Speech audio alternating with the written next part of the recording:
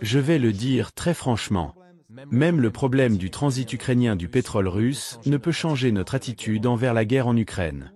Il faut y mettre fin par un cessez-le-feu immédiat, et non la prolonger artificiellement dans le but irréaliste de mettre la Russie à genoux et dans le but réel de remplir davantage les poches des marchands d'armes.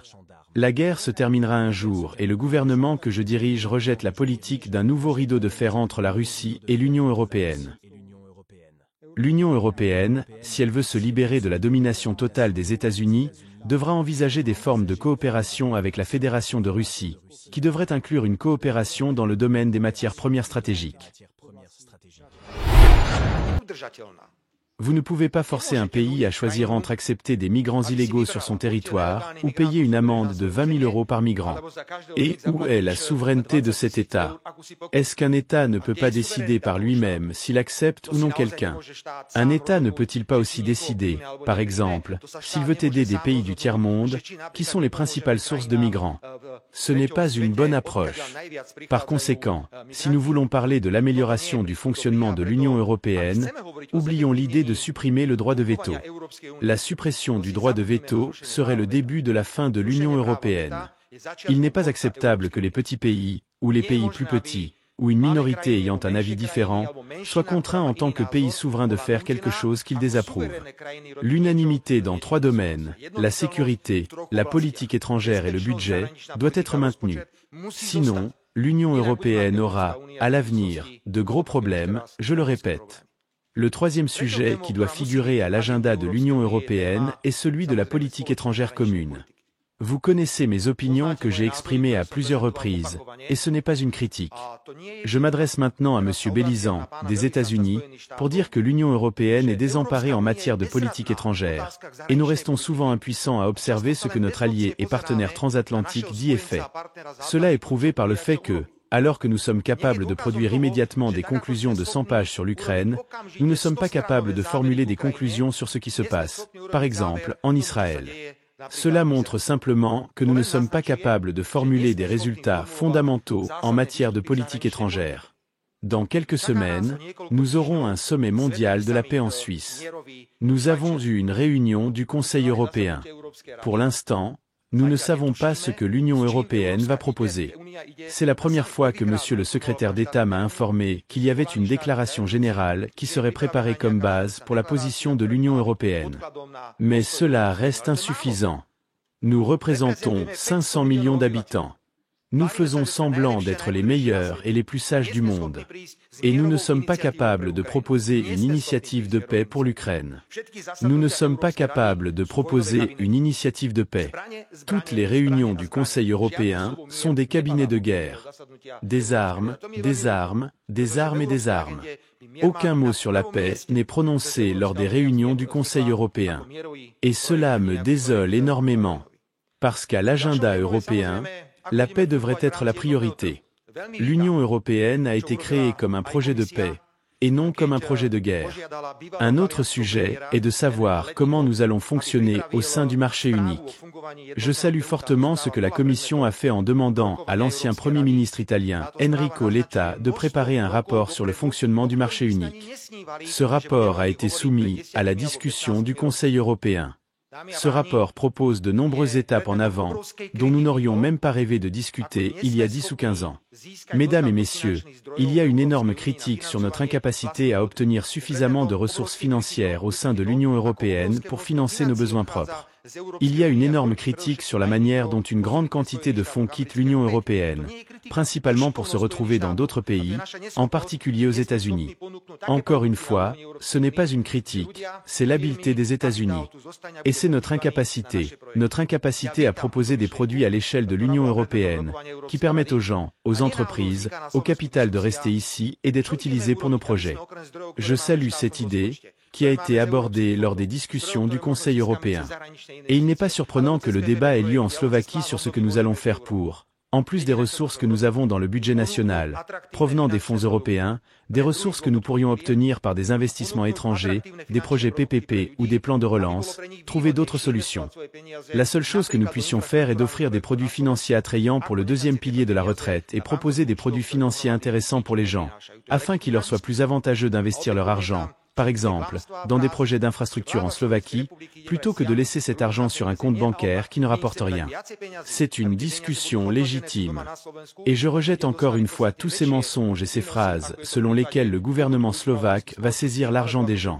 Non, au contraire, nous voulons leur donner plus d'argent pour que cet argent soit valorisé ici, à la maison, en Slovaquie, et que les gens obtiennent des rendements bien plus élevés que ceux offerts par les compagnies de gestion de fonds de pension, ou que ceux offerts par le simple dépôt d'argent. Dans l'ensemble, je suis heureux que l'Europe change. J'ai eu de nombreuses discussions ouvertes avec le commissaire FOVI, que nous avons souvent abordées, notamment sur l'énergie et d'autres sujets. Monsieur le commissaire, vous savez très bien que la question de l'énergie nucléaire était un tabou. Lorsque je suis arrivé pour la première fois au Conseil européen en 2006 et que je voulais parler du fait que nous allions obtenir le 3e et 4e réacteur à Mochovce, car cette décision a été prise en 2007 ou 2008, tout le monde m'a regardé comme si j'étais devenu fou. Parce qu'autour de ce pays, on fermait les centrales nucléaires et on spéculait sur le fait que tout serait réglé par des éoliennes ou d'autres moyens alternatifs pour produire de l'électricité. Aujourd'hui, soudainement, nous en sommes à un point où nous parlons tous ouvertement que nous ne serons pas capables d'atteindre les objectifs énergétiques et climatiques ambitieux que nous avons sans la construction de nouvelles centrales nucléaires. Et c'est pourquoi je déclare très clairement que l'ambition de mon gouvernement est d'annoncer, dans un avenir proche, la construction d'un nouveau réacteur nucléaire à Jaslovské Bohunis, d'une capacité de 1100 à 1200 MW, car nous savons que sans un tel nouveau réacteur nucléaire, nous ne serons pas en mesure d'aller de l'avant.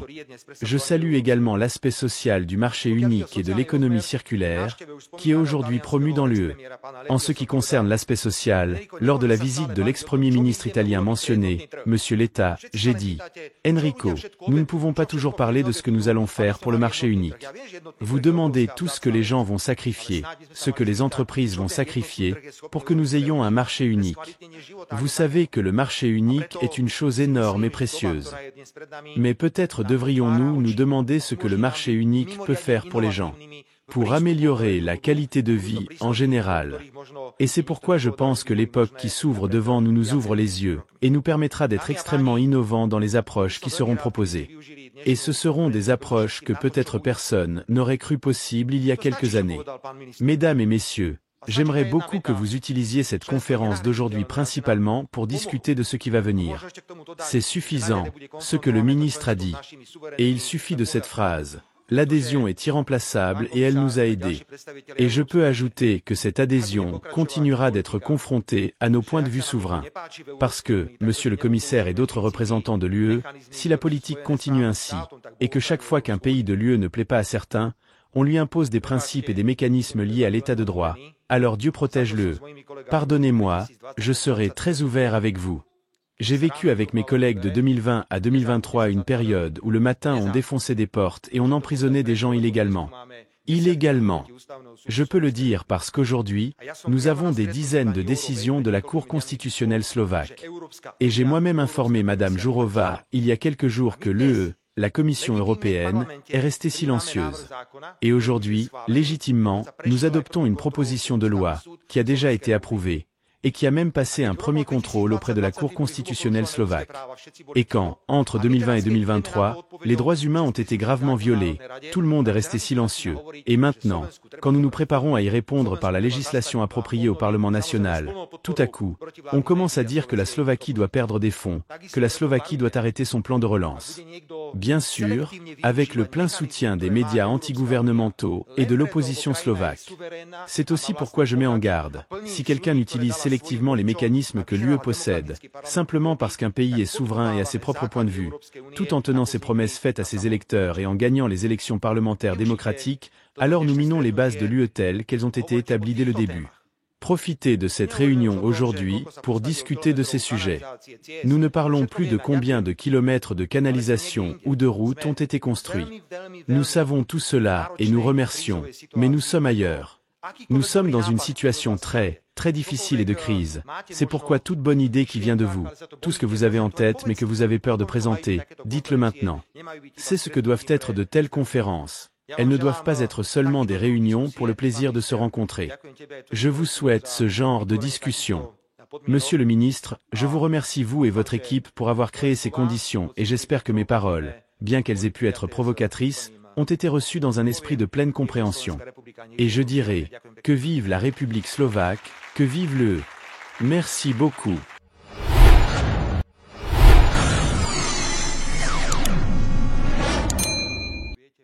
Il s'agit d'un extrait du discours que vous venez d'entendre. Dans la première partie que je n'ai pas partagée, le Premier ministre slovaque a réfuté les rumeurs selon lesquelles son gouvernement s'éloignerait de l'Union européenne, affirmant que l'adhésion de la Slovaquie est irremplaçable et bénéfique, avec 80% des investissements publics financés par l'UE. Cependant, il a souligné des tensions entre les attentes de l'Union européenne et la souveraineté de la politique étrangère slovaque, tout en réaffirmant l'engagement de son pays envers l'UE. Il a exprimé son soutien à une adhésion rapide de l'Ukraine à l'UE, tout en appelant à une approche réaliste, reconnaissant les nombreux obstacles pratiques. Il a également plaidé pour un engagement accru envers les Balkans, mettant en avant l'impact stabilisateur de l'UE pour les pays du V4, groupe de Visegrad. En outre, il a mis en avant l'excellence des relations entre la Slovaquie et la Hongrie grâce à leur appartenance commune à l'Union. Enfin, concernant la migration, il a critiqué le récent paquet législatif adopté à la majorité qualifiée, le jugeant insoutenable. Il a évoqué les difficultés d'implémentation dans plusieurs pays, y compris la Slovaquie, et espère un réexamen de cette politique après les élections au Parlement européen. Le discours de Robert Fico aborde des thèmes cruciaux pour l'avenir de l'Union européenne, mais également pour la souveraineté et l'innovation. En tant qu'individu ou professionnel aspirant à l'excellence, plusieurs enseignements majeurs peuvent être appliqués dans nos propres vies. 1. La défense de ses valeurs, rester fidèle à ses principes. Fico insiste sur la nécessité pour un État souverain de défendre ses positions face à des pressions extérieures, comme celle de l'Union européenne. Cela nous enseigne l'importance de connaître ses propres valeurs et de ne jamais compromettre ses principes essentiels. Dans la vie, cela signifie que vous devez identifier vos priorités et vos principes fondamentaux et vous y tenir fermement, même lorsque des influences extérieures essaient de vous détourner. Dans le monde professionnel, savoir défendre ses idées avec conviction et respect est un marqueur d'excellence. 2. La recherche de solutions innovantes. Transformer les défis en opportunités. Fico critique l'inaction face aux défis financiers et propose des idées audacieuses, comme attirer des investissements en Slovaquie ou créer des produits financiers attrayants. Dans la vie, il est crucial de percevoir les obstacles comme des opportunités d'innover. Les échecs sont souvent des étapes nécessaires à la croissance personnelle et professionnelle. Lorsque des défis surgissent au travail, ne craignez pas d'explorer des idées inédites et de repousser les limites. 3. L'importance de la paix. Privilégier la coopération plutôt que le conflit. Dans son discours, Fico déplore le manque de discussion sur la paix et souligne que l'Union européenne, un projet initialement conçu pour la paix, s'écarte parfois de cet objectif. Dans vos relations personnelles, adopter une approche constructive et chercher des terrains d'entente peut renforcer vos connexions et résoudre des conflits. Au travail, créer une culture de collaboration favorise une meilleure résolution des défis et une équipe plus efficace. 4. L'ambition de penser sur le long terme, construire un avenir durable. Fico mentionne l'importance de projets ambitieux comme la construction de nouvelles centrales nucléaires pour répondre aux besoins énergétiques de demain. Dans votre vie personnelle, planifiez votre avenir en fixant des objectifs clairs sur 5, 10 ou 20 ans, tout en investissant dès aujourd'hui dans votre développement.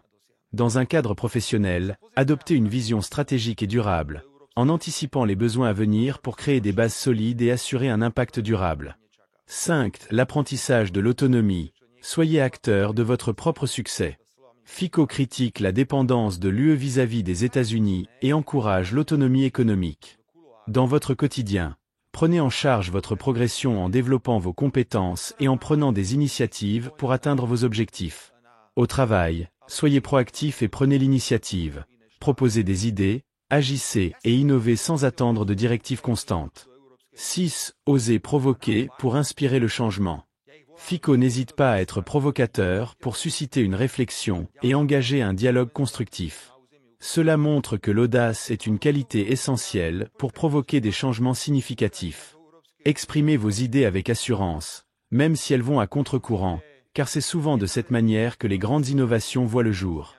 Une proposition audacieuse, bien articulée, peut transformer un projet ou même un secteur entier. En conclusion, la souveraineté comme symbole d'excellence personnelle. Robert Fico conclut son discours en insistant sur la souveraineté nationale, qui est la clé pour un pays d'aller de l'avant. Appliquée à la vie personnelle, cette souveraineté symbolise votre indépendance mentale et votre capacité à tracer votre propre chemin. Restez fidèle à vos principes, soyez innovant face aux défis, cultivez la coopération, penser sur le long terme, prenez le contrôle de votre destin et inspirez les autres par vos actions. Ces enseignements vous permettront d'aller d'excellence en excellence, tout comme Fico appelle l'UE à le faire dans son discours. Et vous, que pensez-vous de cette vision? Un pays doit-il toujours privilégier sa souveraineté nationale, même au détriment de la coopération internationale?